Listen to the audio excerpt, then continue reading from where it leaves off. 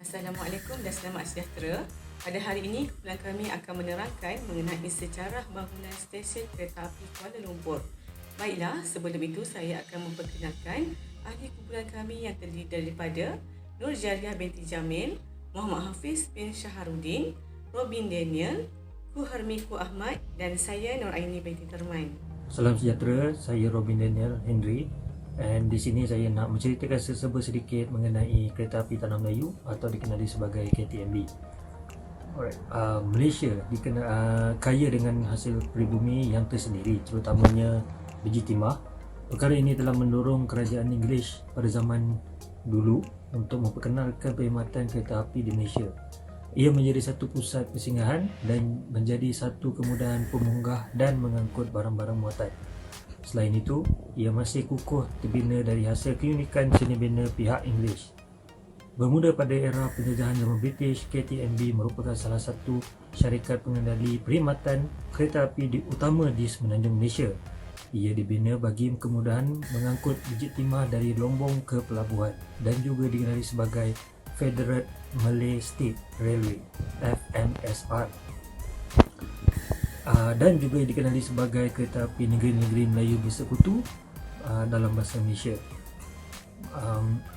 Pusat pentadbiran kereta api Tanah Melayu pada ketika itu dikenali sebagai Malayan Railway Administration. Ia diberi nama kereta api Tanah Melayu pada tahun 1992 dan pada tahun 1962. Dan pada tahun 1992 KTMB disyarikatkan Badan Berkanun walaupun belum dimiliki sepenuhnya oleh Kerajaan Melayu.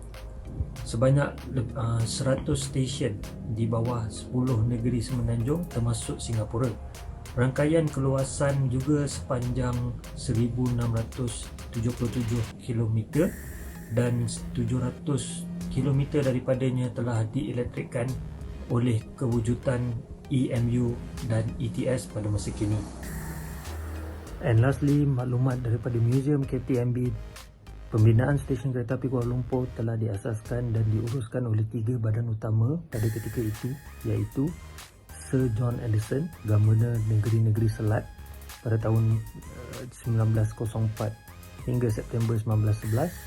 Yang kedua, Sir William Thomas Taylor, Presiden Jeneral Negeri-Negeri Negara Bersekutu pada September 1904 hingga September 1910. Dan yang terakhir, C.E. Spooner, Pengurus Besar Federal Malay State Railway (FMSR) pada tahun 1901 hingga 1909.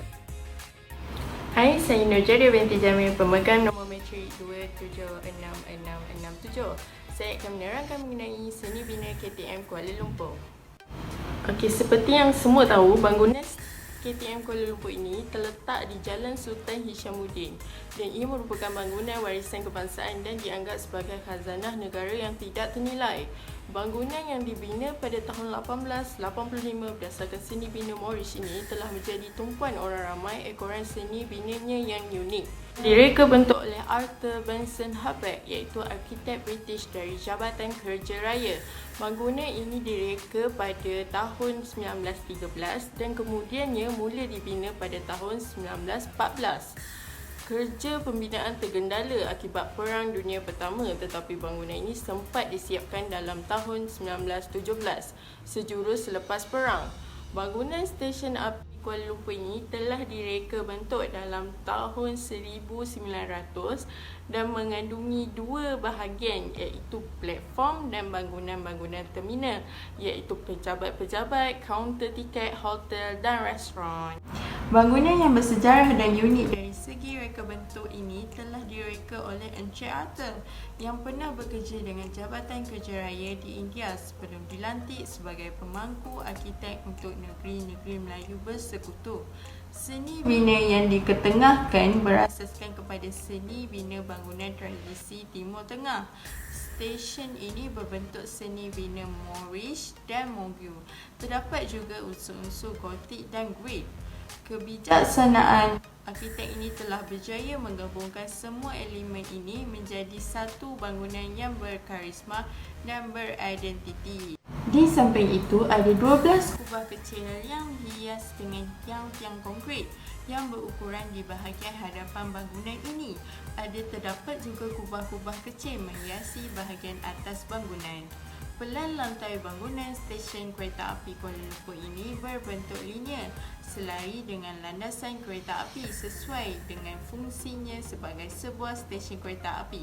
Serupa dengan kebanyakan bangunan ciptaan zaman kolonial pada masa itu, stesen kereta api dua tingkat ini dikelilingi dengan serambi atas dan pengedaran aktiviti penghuninya. Terdapat satu anjung utama di bahagian tengah bangunan yang diapit oleh dua lagi anjung di kiri dan kanannya. Ketiga-tiga anjung ini juga mempunyai ruang bawah yang membolehkan laluan kenderaan dan penjalan kaki untuk masuk ke stesen. Bangunan ini menempatkan ibu pejabat KTM Berhad dan ruang di sebelah kanan bangunan pula menempatkan Heritage Hotel. Bangunan stesen kereta api Kuala Lumpur ini telah mengalami beberapa perubahan besar dalam sejarahnya. Sayap utara telah dijadikan kawasan pejabat pada tahun 1967 menutup pencapaian keberadaan lengkung dan tingkap.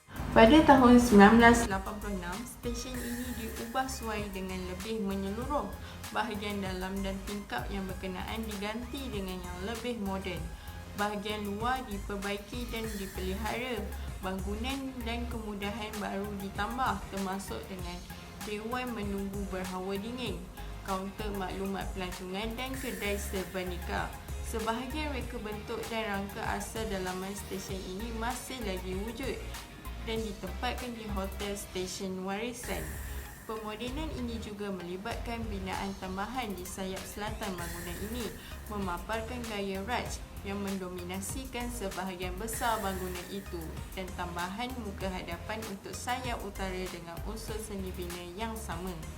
Pengubahsuaian yang lain termasuk dinding belakang stesen yang ditebuk dan dipanjangkan untuk membuatkan pintu masuk baru, hentian teksi, pejabat dan kedai.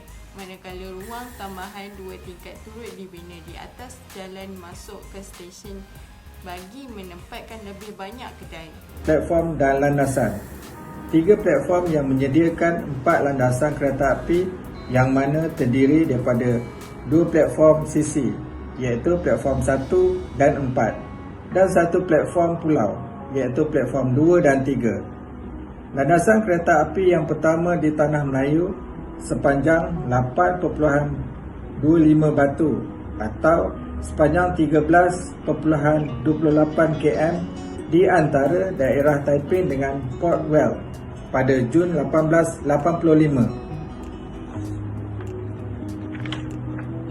Platform Stesen Kuala Lumpur iaitu tanpa ibu pejabat sekitar tahun 1890 dengan 3 platform. Stesen Kuala Lumpur tanpa ibu pejabat sekitar tahun 1914 dengan 4 platform. Laluan asal kereta api Tanah Melayu. Pada 15 September 1886, laluan Klang ke Kuala Lumpur. Pada Julai 1891, laluan Sungai Ujong bagi laluan Seremban ke Port Dickson. Pada tahun 1893, laluan Teluk Anson ke Tapah Road. Pada 7 November 1892, laluan Kuala Lumpur ke Rawang. Manakala pada 1 Julai 1899, laluan Perai ke Bukit Mertajam.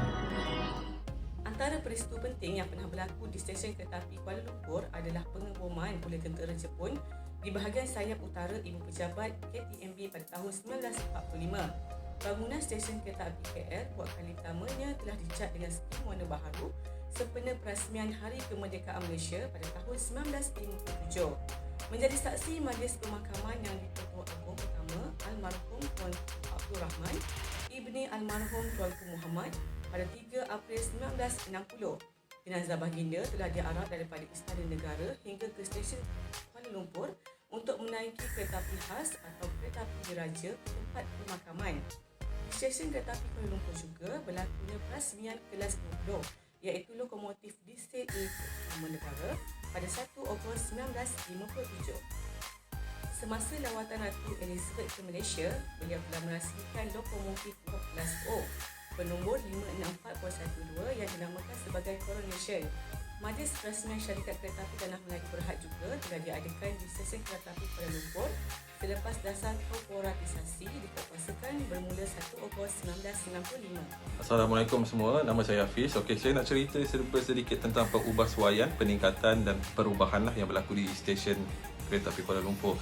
Okey, antaranya pernah terjadi pada tahun 1967 di mana bahagian sayap utara telah ditukarkan kepada bahagian pentadbiran dan sebahagian besar ciri keunikan bangunan tersebut telah ditukarkan dengan penggunaan tingkap di bahagian beranda yang melengkung. Okey, pengubahsuaian itu juga telah menampakkan tambahan yang dibina di setiap sayap selatan bangunan dengan penggunaan rekaan rush style, dan setiap penambahan fasad depan untuk sayap utara juga mempunyai seni bina tersendiri bagi memperlihatkan rekaan barat dari sisi hadapan. Perubahan besar ini telah menghasilkan bangunan yang menggunakan style Catrice tambahan, yang mana 2 yang berada di sudut setiap sayap dan 4 yang asli di sampingnya.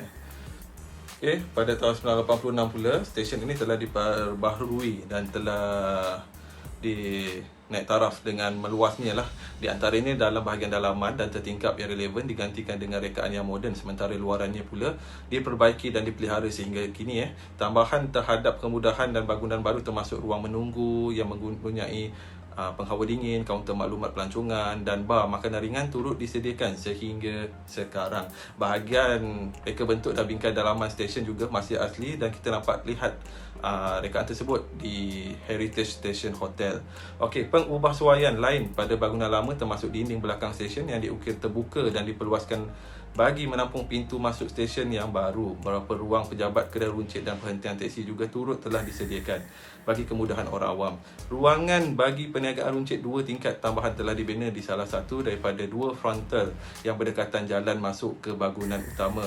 Pada tahun 1986, dapat juga kita lihat pemberhentikan dan memperlihatkan keluasan-keluasan platform di bahagian utara dan bangunan stesen baru di kawasan itu, yang mana telah menghubungkan dari stesen Kuala Lumpur ke pejabat pos umum di Kompleks Daya Bumi yang baru siap dibina pada tahun 1982 sehinggalah 1984. Semasa perkhidmatan KTM komuter dilancarkan pada tahun 1995 bagi memenuhi laluan Rawang, Seremban dan laluan Sentul ke Pelabuhan Kelang, kaunter tiket dan tambang telah ditambahkan di platform stesen kereta api Kuala Lumpur tersebut. Selain itu juga, syarikat perkhidmatan lain seperti ETS Electric Train Service merupakan salah satu anak syarikat KTM yang telah diperkenalkan pada tahun 2009 telah memulakan operasinya bagi menggantikan perkhidmatan antara bandar iaitu Intercity. Baiklah, sebelum berakhir, kami ingin memaparkan sedikit sedutan video rakaman temu bual bersama Puan Siti Nur Aisyah binti Jasman, Eksekutif Komunikasi Strategik Unit Museum KTMB yang telah diadakan pada 30 September 2021. Okey, dalam aspek sejarah, saya lebih suka menekankan empat aspek ni, iaitu pembinaan dan pembangunan. Yang kedua, pengasas dan pengurusan. Yang ketiga, seni reka bentuk. Dan yang keempat, peristiwa penting. Okey, saya dah bahagikan kepada poin-poin ni sebenarnya untuk memudahkan kita faham apa itu sejarah sebenarnya. Macam mana kita nak menghuraikan sejarah tu dalam bentuk poin.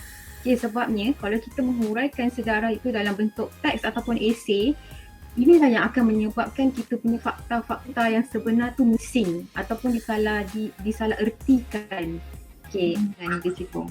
So, macam mana pula daripada segi KTM, dia KTMB Berhad kan sekarang? KTM Berhad kan? Okey, sekarang ni dia masih badan berkanun ke atau macam mana, Cik? Okey, dia di bawah anak syarikat Kementerian Kewangan Malaysia. Kita tak boleh nak cakap badan berkanun juga sebab dia merupakan anak syarikat di bawah Kementerian Kewangan Malaysia. Okey, sama juga dengan Rapid KL Pasarana. Pasarana pun sama juga di bawah Kementerian Kewangan.